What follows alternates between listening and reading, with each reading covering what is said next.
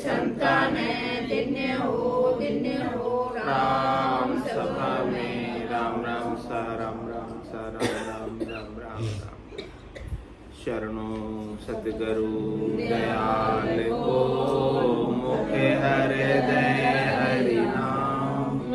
नित पथ संगत साधु के आजीवन मोक्ष सुख राम। अणबे पद प्रकाश के दायक सतगुरु राम। अनंत कोट जन सहाय के दाय करूं प्रणाम। सतगुरु को एको शब्द मन कोई लेवे मान। तो सहज होते संत दास मुश्किल सो आसान। भक्ति भक्ति भगवंत करो चतुर नाम वपु एक। जिनके पद रज परसता नासत विघ्न अनेक। सब धरती कागज करो सब वन कलम कटाई। सात समुद्र शाही करो सतगुरु गुण लिखा न जाय। राम राम राम राम राम।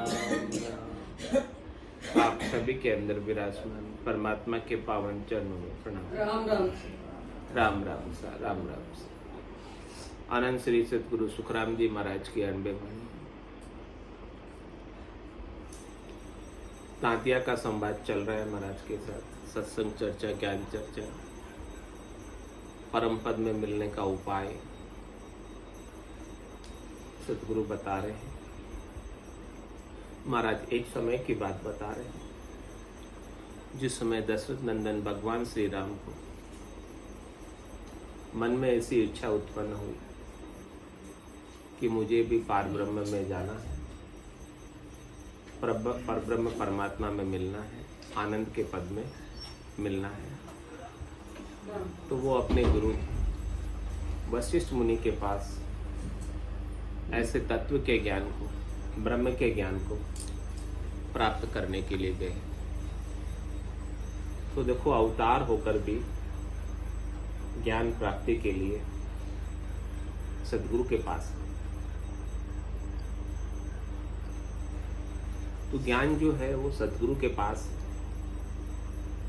अवतार के पास होणकाल की क्रिया है, होणकाल की करनी है। होणकाल जो है वो चाहे सो कर सकते हैं, लेकिन ज्ञान किसके पास है? सद्गुरु के पास। ऐसे केवल के ज्ञान की बात।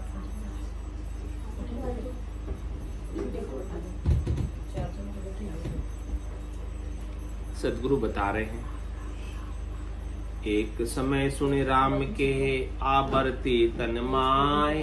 पार ब्रह्म के लोक में किस विध मिलिए जाए। ऐसी बात उनके मन में उपजी कि मैं पार ब्रह्म के लोक में कैसे जाकर मिलूं।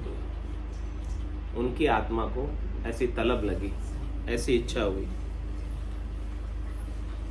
कि किस प्रकार से मुझे पार ब्रह्म के लोक में मिलना है, ताकि मुझे फिर से अवतार धर के इस धरती पर नहीं आना पड़े।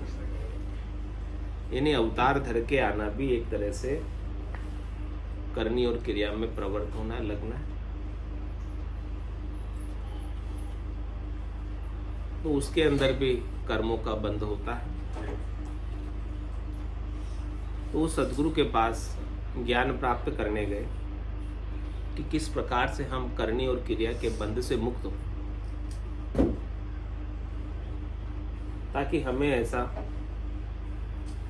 कर्मों का बंधन नहीं हो और हम वापस जन्म मरण में नहीं आए। तो सद्गुरु ऐसा भेद देते हैं, कर नहीं करे निकर्म रहे, ऐसी युक्ति लखाए, सदा विलास त्रास नहीं मन में, भोग में जोग जमाए। ऐसे निष्काम होने का वेद दे देते हैं, अपने अलग ब्रह्म स्वरूप का बोध करा देते हैं कि आप करता नहीं, आप करने वाले नहीं। करने वाले कौन है? सो करो सो राम जी, मैं तो करता ना है, राम चरणों में करूं, बड़ी चूक मुझ माही। अपन क्या करते, करता बन जाता। तो महाराज कह रहे कि जो करता बनेगा उसको उसके परिणाम का सुख दुख भोगना पड़ेगा। कह रहे ग्रह का दुख व्यापे नहीं, जे राखे हरि विश्वास, राम चरण ले आप सिर, ताते भुगते त्रास। अब आप अपने सिर पर उठा लेते सारा बोझ, सारा भार अपने ऊपर ओढ़ लेते कि मैं कर रहा हूं तभी हो रहा है, मैं नहीं करूं तो कैसे होगा। हाँ, तो वो करने का सुख दुख, आप करता बन गए तो करने का सुख दुख, करने का परिणाम सब आपको ही भोगना है। और आप करता नहीं बने, आपने राम जी को ही करता बनाया, आप तो केवल निमित्त बने। सेठ तो सांवरिया, बाकी सब नौकर। तो नफा किसका, नुकसान किसका? सांवरिया सेठ। हाँ, अपना क्या? तो अपन क्यों फालतू में, नफा हो जावे तो सुखी होवे और नुकसान हो जावे तो दुखी होवे। अपन करता बनते इसलिए सुखी दुखी होते। तो कह रहे आप करता नहीं, आप एक ब्रह्म, उस ब्रह्म को समझो। आप अकर्ता ही, आप निरंजन हो, निराकार हो, अजोनी हो, अजन्मे, उस स्वरूप को जानो। जब तक उस स्वरूप को नहीं जानोगे तब तक आपके सुख दुख लगे रहेंगे, जन्म मरण जारी रहेगा, रुकेगा नहीं। वो वही बात वशिष्ठ मुनि दशरथ नंदन भगवान श्री राम को समझा रहे, ब्रह्म ज्ञान की बात, तत्व ज्ञान की बात बता रहे। कह रहे हैं कि रामचंद्र को देख ज्ञान वाष्ट मुनि दियो, तुम ही ब्रह्म विचार भरम काए उर लियो। जैसे तरंग कहाए सूर सु किरणा फूटे, जो बादल सु बूंद सरब न्यारी होए छूटे। ऐसे तुम उन ब्रह्म सु न्यारा कहिए जान, रामचंद्र को तातिया वाष्ट मुनि कही तान। ऐसी बात महाराज वाष्ट वशिष्ठ मुनि ने दशरथ नंदन भगवान श्री राम को तान कर कही, यानी जोर देकर कि आप जो आपकी आत्मा है, आपकी चेतनता है, आप परब्रह्म के ही अंश हो। जैसे बादल से बूंद अलग होती है, ऐसे आप परमात्मा से अलग हो, यानी आप परमात्मा के अंश हो। बूंद किसका अंश है? बादल का ही अंश है। और आप जल की लहर हो, लहर का अपना कोई अलग से अस्तित्व होता है। लहर उठती है और लहर मिट जाती है, तो जल को क्या फर्क पड़ता है? कुछ भी तो फर्क नहीं पड़ता। तो आप जल रूप ही हो, लहर तो आपने अपने आप को माना। आप शरीर में आए हो तो लहर बन गई, और जब आपका शरीर चला जाता है तो लहर मिट गई। आप तो वैसे के वैसे रहे ना, जल रूप। आपका रूप परमात्मा रूप है, शरीर आपका रूप नहीं है। शरीर तो थोड़ी देर के लिए लहर की तरह बना है, हवा के प्रभाव से लहर बन गई जल में। इसी प्रकार से 5 भूतों के सहयोग से आपको ये शरीर मिल गया। वो भी थोड़ी देर के लिए, कितनी देर रहती लहर? उतनी देर के लिए शरीर। लहर जैसे मिट जाती है वैसे ये शरीर भी मिट जाता है। हवा जब शांत हो जाती है, इसी प्रकार से जब आपके अंदर से वासना, आशा, तृष्णा, मनोरथ, मनोकामना, संकल्प, विकल्प जब शांत हो जाते हैं तो ये शरीर रूपी लहर फिर से नहीं उठती। जो अभी उठी हुई है, हवा के शांत होने पर लहर नहीं उठती सागर। इसी प्रकार से आपके भीतर सुख लेने की वासना के शांत होने से शरीर रूपी लहर फिर से उत्पन्न नहीं होती। फिर आप परमात्मा रूप ही रहते, ब्रह्म रूप ही रहते, तत्व रूप ही रहते, सार रूप ही रहते। तो जैसे जल से तरंग कहलाती है, लहर कहलाती है, वैसे ही आप कहला रहे हो अभी, वैसे ही आपका नाम है। और जितनी देर आपका शरीर रहता है उतनी देर आपका नाम रहता है। शरीर के जाने के बाद कौन पूछता है, काम खत्म।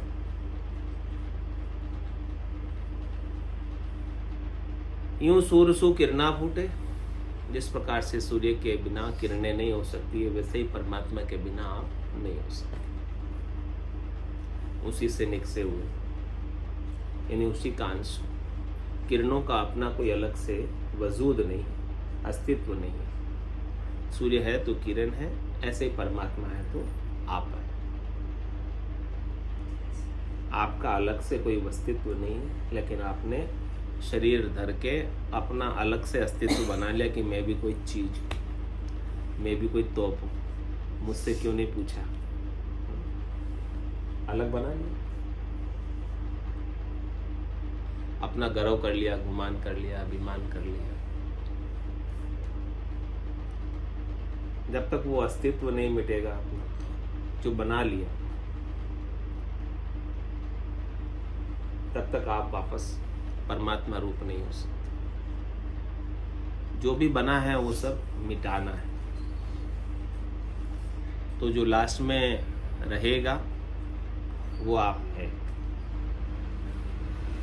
जो कुछ बने सब बाद में बने,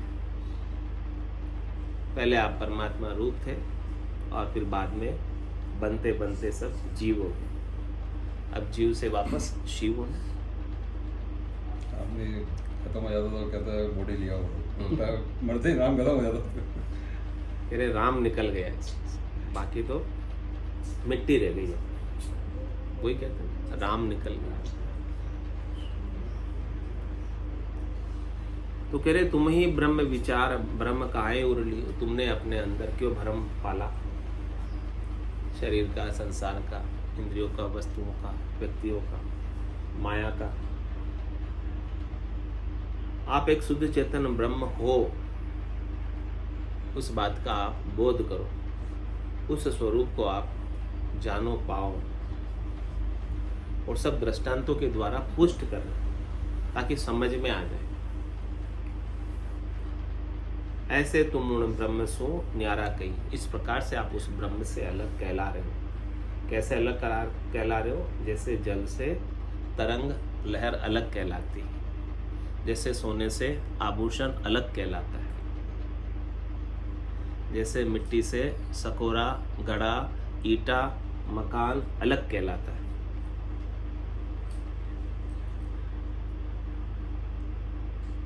ऐसे ही आप अलग से कहला रहे हो, केवल कहने मात्र को हो आप।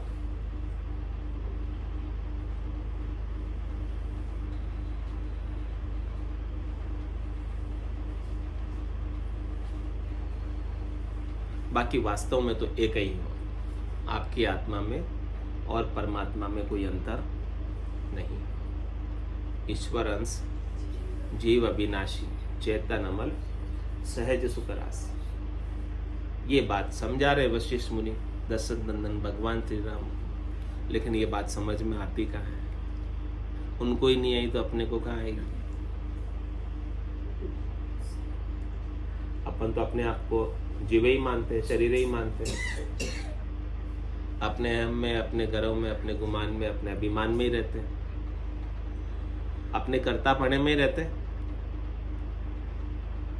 ये बात समझ नहीं आती, इसीलिए तो रहते हैं। समझ आ जाए तो थोड़ी ना।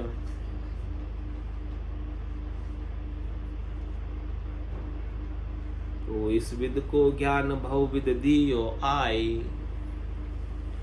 तुम ही ब्रह्म विचार और दुबद्या नहीं भाई। सोच करो मत कोई जग का काम सुधारो, तीन लोक मर जात बांध राक्षस सब मारो। सुख राम कहे सुनता तिया, राम न माने कोई, बाष्ट मुनि पचहार के ब्रह्म बतायो जोय। क्या कहना?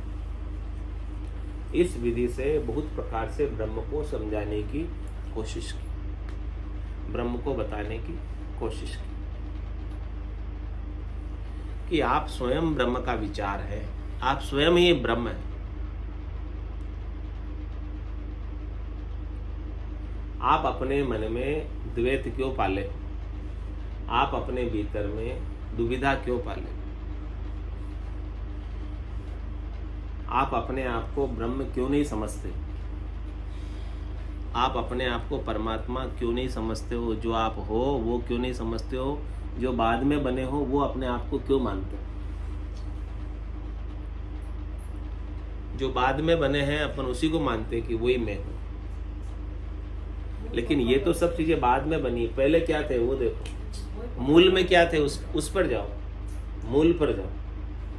मूल में तो आप ब्रह्म ही हो, लेकिन बाद में मनुष्य बन गए, अपने आप को मनुष्य मानने लगे। बाद में ऊंची जाति के बन गए, ऊंची जाति के मानने लगे। बाद में पुरुष बन गए, पुरुष मानने लगे। स्त्री बन गए, स्त्री मानने लगे। हाँ, सब चीजें जो बाद में बनी। हाँ, बाद में आप पति बन गए तो पति मानने लगे अपने आप को। बाद में आप पत्नी बन गए तो पत्नी मानने लगे अपने आप को। बीज का पेड़ से फल में वापस बीज आया, बीज से वापस फल। मतलब वही प्रोसेस चलता रहा कि सेम बीज से वापस बीज बनता है और सेम प्रोसेस बनता है। तो इस तरह अपन के जो मनुष्य है, मनुष्य उनका जो बीज है, बीज जो जानवर है वो जानवर। नहीं, ऐसा नहीं है। आत्मा जो है, हाँ, 84 में जाती है। बीज आपके भीतर जो है वो वासना का बीज है। आत्मा अजन्मी है, आत्मा निरंजन है, निराकार है, अयोनि। लेकिन उसके अंदर जो बीज पड़ा हुआ है वो वासना का बीज है, सुख प्राप्ति का बीज है। जिस शरीर में आप सुख मानते हो उस शरीर को धर लेते हो। अंत मति सो गति, अंत काल में होती वासना, जा में वासा पाया, कह सुखराम वासना ऊपर कर सवारी आया। बीज किसका है? ये जीव क्यों बना हुआ है? जीव का बीज तो भुनना है। जीव का बीज ब्रह्म के ज्ञान से सेक लेना। बीज चेंज हो जाता है ना एंड समय में। हाँ। किसी की वासना बेटे में है, किसी की धन में है, किसी की दीवारों में है, किसी का किस में है, किसी का किस में है। तो इस वासना के बीज को मिटाना है। वासना का बीज अपने अंदर अपने आप को उगा देता है बार बार, तो वो शरीर धर लेता है। इसलिए तो देखते हो जिसमें वासना रहती, धन में वासना रह गई, क्या बन जाओगे? उसकी रक्षा करोगे खजाने की। कभी तो 12 दिन के बाद देखते हैं, देखा सांस लेके इसीलिए देखते हैं कि जहाँ पर कोई पुराना किला हो, महल हो, उसमें जहाँ आसपास सांप रहते हैं ना, तो उसका मतलब यहाँ खजाना है, गड़ा हुआ है। इसलिए वो सांप आसपास रक्षा कर रहे हैं। वहाँ खोदते भी, खोदते तो खजाना निकल आता है। वो वहीं रहते, वो आत्मा जो है उसकी वासना धन में रह गई, धन में रहने की वजह से वो वही बन गई। तो कह रहे महाराज कि तुम ही ब्रह्म विचार और दुविधा नहीं भाई।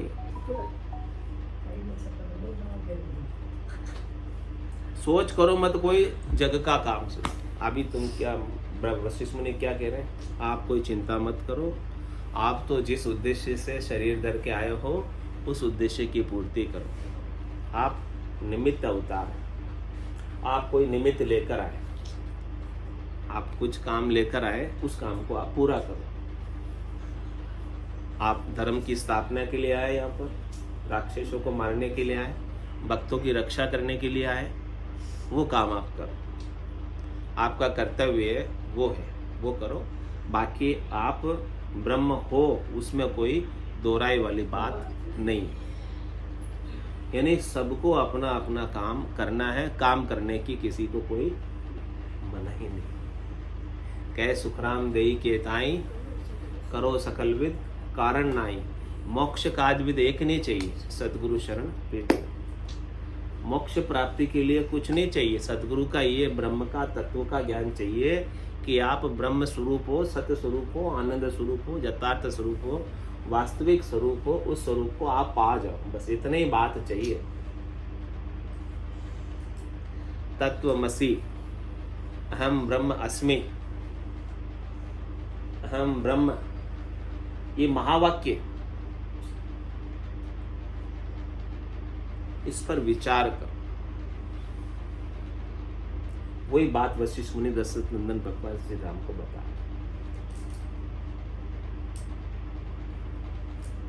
जो तत्व है तत्वम असि, यानी आप तत्व के जैसे हो, आप परमात्मा के जैसे हो। तत्व क्या है? परमात्मा, जिसका कभी नाश नहीं, वो तत्व है। तत्व का कभी, आप उसके जैसे हो। मासी को क्या कहते हैं? मासी क्यों कहते हैं? क्योंकि वो माँ के जैसी है। आप परमात्मा के जैसे ही हो, तत्वमसि। समझ में आया?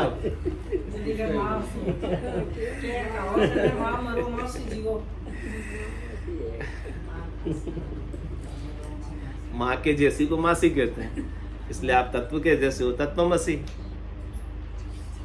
परमात्मा के जैसे ही हो आप, उसी के अंश। उस बात को अपन भूल गए, उस बात को अपन वेद का सार 18 उपनिषद है, उपनिषद का सार ये 4 महावाक्य। हम ब्रह्मो वो महाराज कह रहे हैं कि इस प्रकार से आप तो जिस उद्देश्य को लेके आए हो वो काम करो, बाकी और कोई सोच मत करो, चिंता मत करो। भगवान कृष्ण ने भी गीता के 18वें अध्याय में 55वें श्लोक में कहा है, क्या कहा? सर्वधर्माण परित्यज्य माम एकम शरणम व्रज अहम त्वा सर्व पापेभ्यो मोक्षयिष्यामि मा शुचि।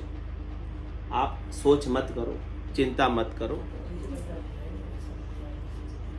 आप सब धर्मों के आचरण को छोड़कर, यानी सब धर्म के आचरण आपसे सदने वाले नहीं है, और आप में इतना विवेक नहीं है, समझ नहीं है कि आप सब कर पाओ। केवल एक मेरी शरण ले लो। मेरी शरण मतलब सत्य स्वरूप की, आनंद स्वरूप की, यथार्थ, शरीर की नहीं। सता रूप से कह रहे हैं भगवान कृष्ण, तत्व रूप से कह रहे हैं। तो उस तत्व की शरण में चले जाओ, यानी सत्य स्वरूप की शरण में चले जाओ, यानी सत्य स्वरूप से अपना संबंध, नाता जोड़ लो।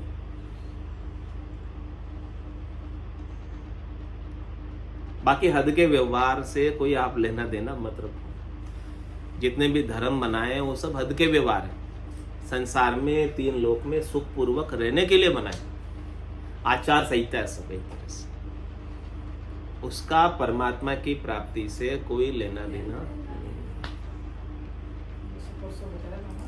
सत्कर्म मत छोड़ो, छोड़ने के लिए नहीं बोल रहे भगवान, लेकिन उपरांत का मतलब ये आगे जाना है तो फिर ये करना है, या वही आगे की बात लोग यही करके समझ लेते कि हमारा काम हो गया। अपन धर्म का आचरण करके समझ लेते हैं कि हम अच्छा कार्य कर रहे हैं, सेवा का, भलाई का, उपकार का कार्य कर रहे हैं, सेवा कर रहे हैं, पूजा कर रहे हैं, अर्चना कर रहे हैं, यज्ञ कर रहे हैं, होम कर रहे हैं, व्रत कर रहे हैं, तीर्थ कर रहे हैं, ये सब कर रहे हैं, हम धर्म के अनुसार चल रहे हैं। ये सब करके हम मान लेते हैं कि हमारा मोक्ष हो गया। महाराज कह रहे ये तो हद के व्यवहार है, सारे ऊपर के व्यवहार है। इनसे तो शरीर संसार के सुख मिलेंगे, 3 लोगों के फल मिलेंगे, लेकिन कह रहे फल पावे, पदवी मिले, गर्भ न छूटे कोई। इससे तो आपका गर्भ छूटने वाला नहीं। जब तक आप तत्व की शरण में नहीं जाओ तो सर्वधर्माण परित्यज्य, उनको छोड़ दे तो भी तुमको दोष नहीं। ये पकड़ लो तो वो छूट जाएगा, कोई दिक्कत नहीं। छूटेंगे ना, छूट जाएंगे। हाँ, वो पकड़ोगे तो ये छूट जाएंगे, अपने आप छूट जाएंगे, छोड़ने की जरूरत नहीं पड़ेगी। तो सर्वधर्माण परित्यज्य माम एकम शरण, तू केवल एक मेरी शरण ले ले। मेरी शरण मतलब सता रूप से कह रहे, शरीर रूप से नहीं, हाँ तत्व रूप से कह रहे कि मेरे अंदर जो परमात्मा विराजमान है कृष्ण के शरीर में, उसके शरण ले।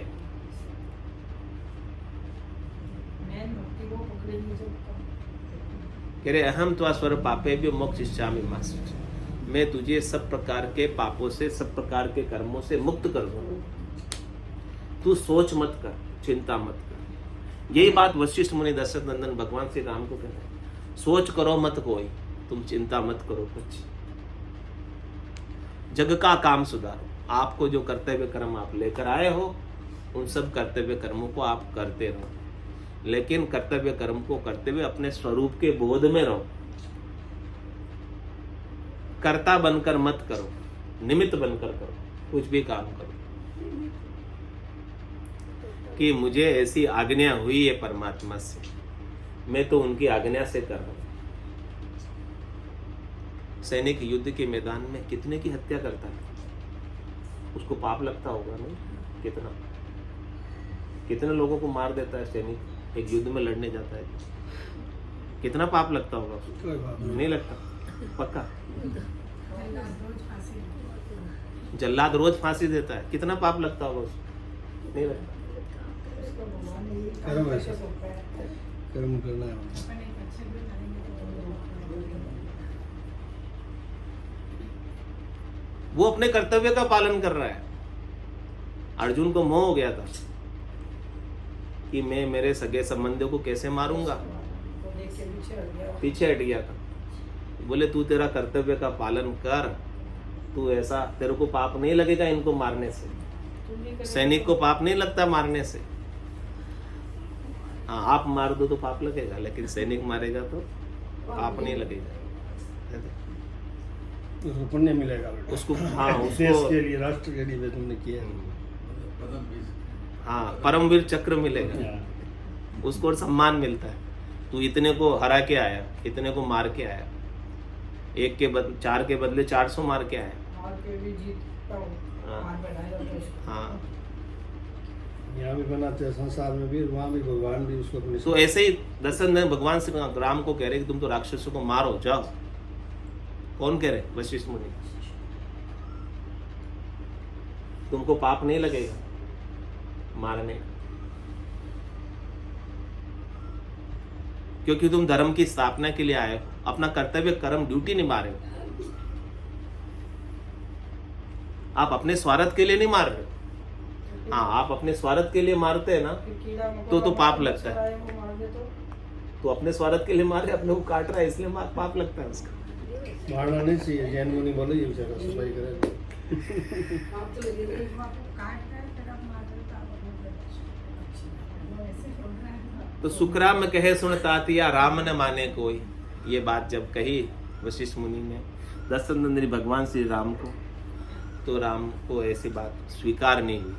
इतना समझाया फिर भी नहीं माने। तो फिर वाष्ट मुनि पछार के ब्रह्म बताए हो जो, फिर वशिष्ठ मुनि ने पछार कर और विस्तार से डिटेल में समझाए इस बात तो ये सही है, इसमें कोई गलत बात नहीं है, लेकिन और अधिक समझाने पर यह बात समझ में आई।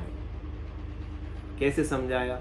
राम कहे गुरुदेव ने यूं तो सब ही राम, 5 तत्व के बस पड़िया सोने पूर्ण धाम। सोने पूर्ण धाम ब्रह्म तो ऐसा होई, सदा सुख आनंद दुख मासो नहीं कोई।